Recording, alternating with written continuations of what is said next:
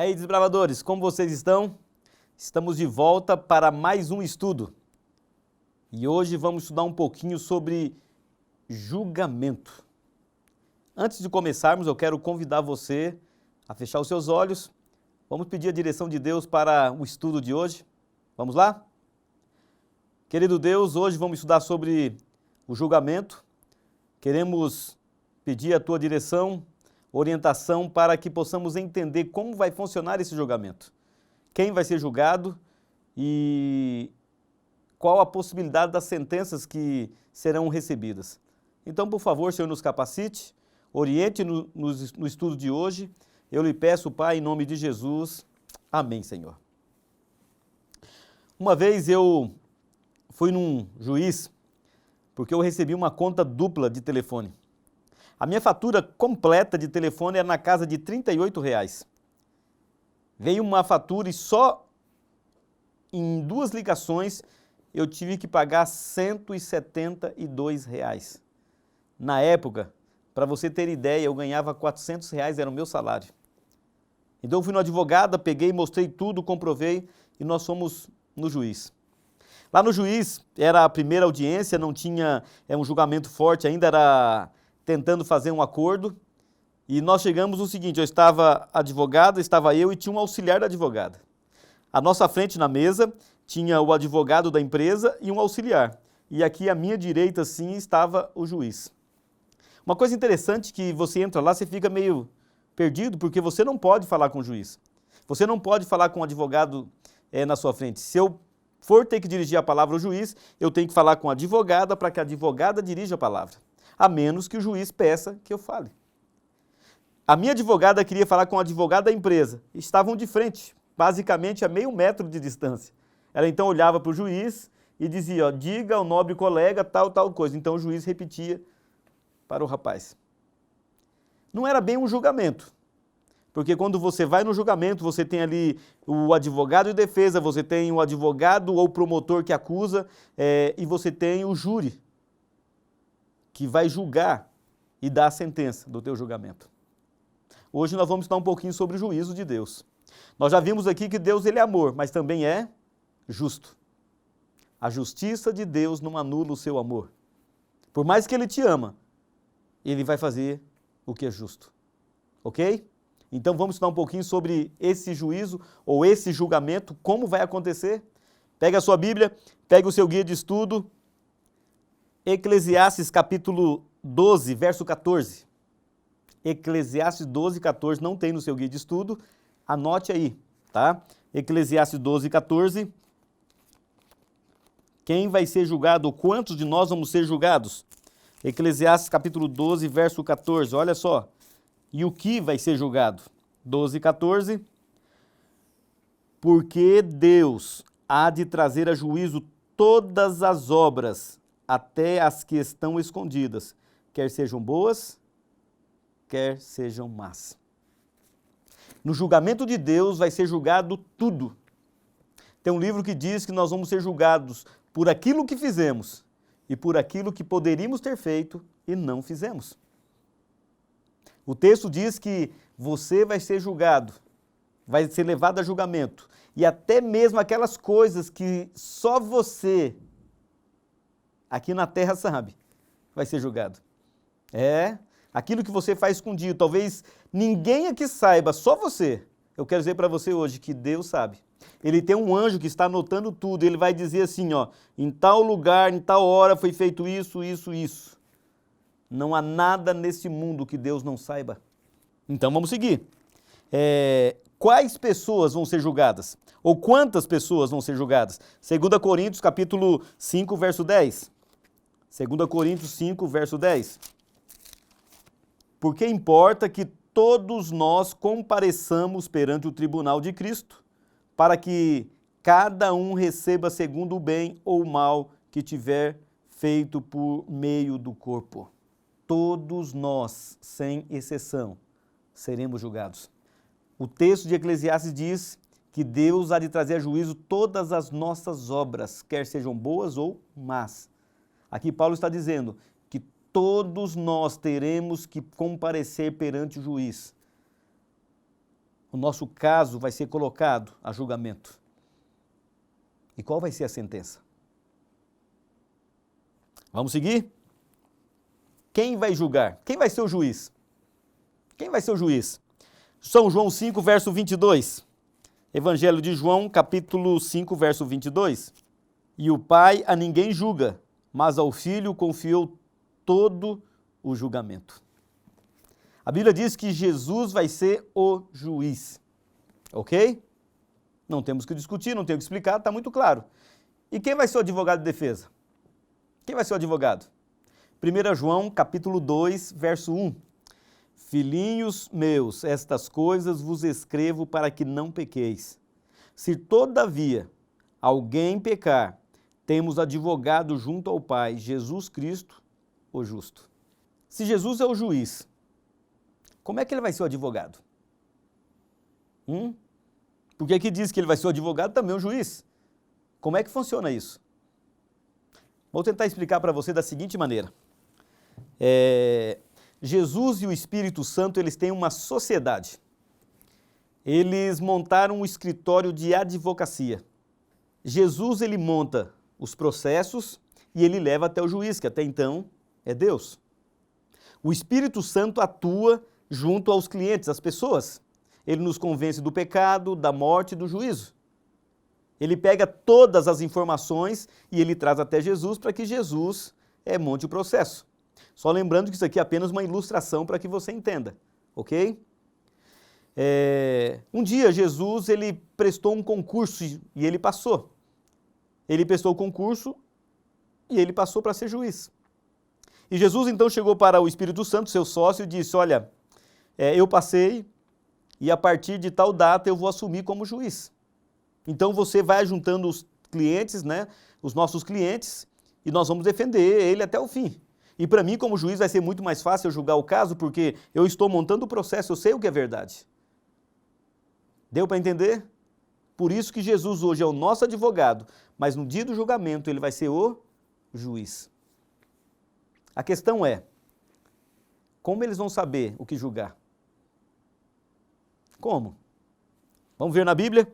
Apocalipse 20, verso 12. Apocalipse 20, verso 12. Vi também os mortos, os grandes e os pequenos, posto em pé diante do trono. Então se abriram livros, ainda outro livro, o livro da vida foi aberto. E os mortos foram julgados segundo as suas obras, conforme o que achava escrito nos livros. Você lembra que agora há pouco eu falei para você que tudo que você faz, por mais escondido que você acredita ter um anjo que está anotando? Nesse relato de Apocalipse nós entendemos que vai ter pelo menos 4 livros. Porque o texto diz que abriram-se os livros, está no plural, pelo menos 2. Aí o verso diz ainda, e abriu-se outro livro, então 3, pelo menos. E diz, e o livro da vida foi aberto. Pelo menos 4 livros. Que são um livro que está anotado todas as nossas atividades, tudo o que fazemos. Não há nada que nós fazemos nesse mundo ou deixamos de fazer que Deus não saiba. No dia do julgamento, esses livros serão abertos. A Bíblia diz que o diabo é o nosso principal acusador. E ele vai dizer, aqui foi feito isso, ele fez isso, isso, isso. Se você confessou os teus pecados, se você entregou a tua vida a Deus, Jesus vai olhar e dizer o seguinte, é verdade, ele fez tudo isso, mas o meu sangue o purifica de todo o pecado. Isso ele não deve mais, eu paguei o preço. Consegue entender? Nesse julgamento, Jesus irá defender você, se você o contratou ele como advogado. Está dando para entender? Nós temos anotado nos livros, nós temos um advogado de defesa, temos o de acusação. A pergunta agora é a seguinte, qual é a sentença? Qual é a sentença nesse julgamento? Mateus capítulo 25, verso 46. E irão estes para o castigo eterno, porém os justos para a vida eterna. Condenado ou absolvido. Morte eterna ou vida eterna. Vai depender das informações que você passou para o seu advogado. Ok? Então vamos tentar entender isso aqui. Vocês lembram que no último estudo sobre a morte, ou melhor, perdão, sobre a volta de Jesus, nós falamos o seguinte, que Jesus ele vem, os ímpios mortos continuam mortos, os ímpios vivos morrem por ocasião da volta de Jesus, os mortos em Cristo ressuscitam e são levados para encontrar Jesus nos ares, e os justos vivos são transformados, também levados para encontrar Jesus nos ares. Ok? Essa fase de julgamento, ou esse julgamento, ele passa por 3 fases. A fase investigativa. Todo processo tem que haver uma investigação. E nós lemos aqui que essa investigação foi feita como? Pega-se os livros, anota tudo, o advogado de defesa ou de acusação vai levantar todos os materiais, ou para condenar, ou para absolver você, para defender. Tá certo? Então, por ocasião de Jesus, na volta de Jesus, encerra ou está encerrado o juízo investigativo. Hoje nós estamos vivendo em plena investigação. Os anjos relatores estão nos acompanhando e relatando tudo o que fazemos ou deixamos de fazer. Estamos em plena investigação. Quando a nossa causa, o nosso nome for levado a julgamento, quer dizer o quê? Que encerra a investigação. Agora vai para o julgamento. Na volta de Jesus, quando os mortos em Cristo ressuscitarem, inicia também um período que é chamado de 1000 anos, ou popularmente dito de milênio. Nesse período de 1000 anos, a Bíblia diz que o seguinte, não sabeis que vós hão de julgar os próprios anjos? Bem, se nós já estamos no céu, o julgamento já aconteceu. Concordam comigo? Então já foi dada a sentença. Os que estão perdidos, os que estão salvos. E que julgamento é esse? É a segunda fase do julgamento, que é chamado de juízo demonstrativo. O que vem a ser isso?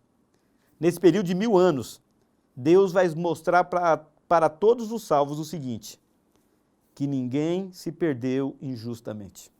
Deus irá demonstrar que ninguém se perdeu injustamente. É mais ou menos o seguinte, eu estou aqui falando para vocês da Bíblia e de repente você chega no céu e não me encontra lá. E você chega e fala, mas cadê o pastor Ofni? Ele que me ensinou da Bíblia, ele que falou tantas coisas, está no céu. Então, Deus vai mostrar, olha, o pastor Ofni saía aqui, mas ele fazia isso, que não condiz com a minha lei, com aquilo que eu quero. E foi dada uma oportunidade aqui, foi dada outra oportunidade ali, outra aqui, mas ele não aceitou. Tem um livro da escritora Ellen White que diz o seguinte, que lá no céu nós vamos ter 3 surpresas. Uma delas de estarmos lá. A outra é de não vermos pessoas que nós acreditaríamos estar no céu. E uma outra surpresa é de ver pessoas que nós nunca imaginaríamos que estariam no céu. Lembra que eu disse que Deus ele é justo? Então, nesse período de 1000 anos, tem o juízo demonstrativo. A Bíblia diz que tem 2 ressurreições. A primeira, quando Jesus voltar, e a segunda, quando acabar o milênio, ou os 1000 anos, que é a ressurreição dos ímpios. Então, a Bíblia diz que vai descer fogo do céu e vai consumir a todos. Esta é a segunda morte. Ou seja, a terceira fase do juízo, que é o juízo executivo. A sentença foi dada, culpado. Leva-se um tempo. Agora vem a execução da sentença. Morte eterna. Todos nós estamos sendo levados a julgamento. Todos nós estamos sendo julgados hoje. O que vai fazer diferença entre ser condenado e absolvido, sabe qual é? Quem é o seu advogado. Então a pergunta que eu faço para você é a seguinte: você já contratou Jesus como seu advogado? Eu vou mudar a pergunta. A questão não é se você já contratou Jesus como seu advogado. A questão é como nós podemos contratar Jesus como nosso advogado. Nós já vimos em 1 João capítulo 2, verso 1, filhinhos, essas coisas vos escrevo para que não pequeis. Mas se porventura vier alguém a pecar, existe um advogado junto ao Pai, Jesus Cristo, o justo. Como eu contrato Jesus como meu advogado? Eu quero convidar você para abrir a sua Bíblia no livro de Marcos, capítulo 16. Marcos 16, verso 16. Diz aqui o seguinte: quem crer e for batizado será salvo. Quem, porém, não crer será condenado. Quando nós decidimos pelo batismo, quando nós, no dia do batismo, nós somos batizados, nós estamos dizendo para Jesus o seguinte: eu estou contratando o Senhor como meu advogado. O batismo não vai me tornar imune ao pecado. O batismo não vai me dar superpoder ou superforça para vencer o pecado. O batismo vai dizer o seguinte, que eu entreguei a minha vida a Cristo e Ele vai me defender no julgamento. O batismo está me dizendo que eu contratei Jesus como meu advogado. Então volto à pergunta agora. Você já contratou Jesus como seu advogado? Porque se você contratou, você poderá ouvir a sentença que é absolvido. Você não contratou ainda? O que você está esperando? Contrate hoje, ou tome a decisão hoje de contratar Jesus como seu advogado. E você então será absolvido no dia do julgamento final. Vamos orar? Obrigado, Senhor, pela promessa que nos dá de remir os nossos pecados. Obrigado, Pai, porque temos condições de sermos não inocentados, mas absolvidos no julgamento, porque Jesus pagou o preço. E nós precisamos aceitar esse Jesus, precisamos entregar nossa vida a Ele. E hoje o convite que o Senhor nos faz é que nós contratamos Jesus como nosso advogado, e a maneira como a Tua palavra nos diz é através do batismo. Se há alguém que está nos ouvindo agora, Senhor, que ainda não tomou essa decisão, que através do Teu Santo Espírito o Senhor possa tocar em seus corações, dá a eles a certeza de que esta é a melhor decisão que eles possam tomar na sua vida. Por isso eu quero colocar cada um deles em Tuas mãos, Senhor, e peço-Te em nome de Jesus. Amém, Pai. Maravilha, terminamos mais um estudo. Não acabou ainda a nossa série, eu espero você para o próximo.